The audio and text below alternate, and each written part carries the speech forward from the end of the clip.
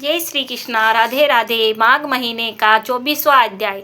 ब्राह्मण वेद निधि के महर्षि लोमश्य ने कहा, प्रभु अब कृपा करके मुझे उस पिशाच की कथा सुनाइए जिसे महात्मा देवहूति की कृपा से मुक्ति प्राप्त होकर सद्गति प्राप्त हुई थी। ब्राह्मण वेद नीति की प्रार्थना पर महर्षि लोमश्य ने उन्हें निम्नलिखित कथा सुनाई। प्राचीन काल में द्रविड़ देश में चित्ररथ नाम का राजा राज्य करता था। वह संपूर्ण शास्त्रों का ज्ञाता और विद्वान तथा शूरवीर था, परंतु साथ ही वह अति विषयी एवं कामचारी भी था। वह सदैव ही स्त्रियों को आसक्त रहकर वासना में लिप्त रहा करता था। उसे संपूर्ण शास्त्रों का ज्ञान तथा यथा भी उसके हृदय में धर्म और ईश्वर की प्रति कोई आस्था नहीं थी। वह नास्तिकता के समान प्रश्न करता था, वह भगवान कौन है, कहाँ रहते हैं, किसने उन्हें देखा। इस प्रकार वे निरर्थक प्रश्न करते हुए वे सदैव ही पापचारी में लिप्त रहा करता था। राजा चित्ररथ का अधर्मी और नास्तिक जीवन इतने तक ही सीमित नहीं था, बल्कि वह भगवान का भजन पूजन करने वाले धर्मात्मा आस्तिकों का भक्त पूजा के अपराध को कठोर दंड भी दे दिया करता था। पाप युक्त और दुराचारी जीवन व्यतीत करते हुए आयु पूरी होने के पश्चात एक दिन राजा की मृत्यु हो गई। मृत्यु के पश्चात राजा चित्ररथ की मृतात्मा को यमदूतों ने घोर कष्ट तथा अनेकों यातना दी। यमलोक में राजा चित्ररथ की जो दुर्दशा यमदूतों द्वारा की गई थी, वह उसका वृत्तांत तुम्हें बतलाता हूँ। चित्ररथ को उसके कर्म भोगा अनुसार सभी भयानक यातनादायी नरकों का कर्म अनुसार पहुंचाया गया तथा राजाओं को सर्वश्रेष्ठ तामसीय नामक नरक में डाला गया।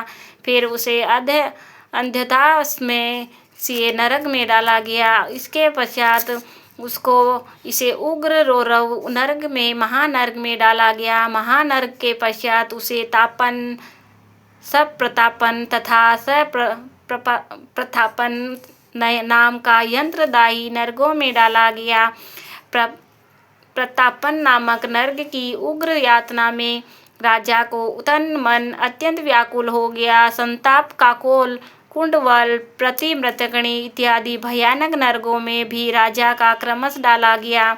इसके बाद उसे लोह, शंकु, मृगी, यंत्र, साल, मली इत्यादि महादुर्गम तथा दुखदायी मार्गों में प्रविष्ट होना पड़ा। राजा ने कारणीय जीवन का यही अंत नहीं था, उसे पुण्य परिसीमय वन, लोहे तथा तारक इत्यादि महादुखमयी नरकों में भी डाला गया। देवाधिदेव भगवान विष्णु ने द्रोह रखने के कारण राजा चित्ररथ की 21वीं युग पतन को महाभयानक घोर और नरक यातना भोगनी पड़ी। उनका वाणी द्वारा वर्णन संभव नहीं है। 21 युगों में यमलोक में नरकों का भीषण तंत्रघाई भोगने के पश्चात राजा चित्ररथ को गिरिराज पर भयंकर पिशाच के रूप में जन्म लिया।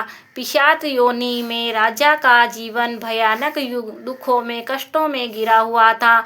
वह सदैव ही क्षुधा, भूख तथा तृपा प्यास से व्याकुल होकर भटकता रहता था। उसे सर्दी गर्मी को भी ऐसे यातनाएं भोगनी पड़ती थी। इस प्रकार निषाद योनि का दुख भोगते हुए वह भूख, प्यास तथा कष्टों से व्याकुल पिशाच देहधारी राजा चित्ररथ ने प्रसरवण वन में प्रवेश किया। वहां वह एक बहेड़े के वृक्ष की छाया में बैठकर अपने दीर्घकालीन यंत्रदायी जीवन में विचार करते हुए वह रोने, चीखने और चिल्लाने लगा, हाय मैं मरा। इस प्रकार दुख से व्याकुल होकर चीखते हुए पिशाच देहधारी राजा चित्ररथ बहु देर तक रोता रहा। पिशाच देहधारी राजा चित्ररथ युगों से कष्ट पा रहा था। अब वह हर समय सोचता रहता कि कभी मेरे दुखों का भी अंत होगा।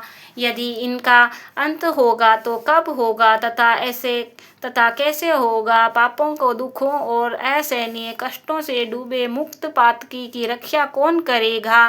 कौन इस दुखदायी और असह्य विदायक जीवन से छुटकारा प्राप्त करेगा। पिशाच रूप से राजा चित्ररथ दिन रात यही सोचता और रोता रहता था। अति श्री पद्म पुराण माघ महात्म्य 24वां अध्याय समाप्त। बोलो कृष्ण कन्हैया लाल की जय।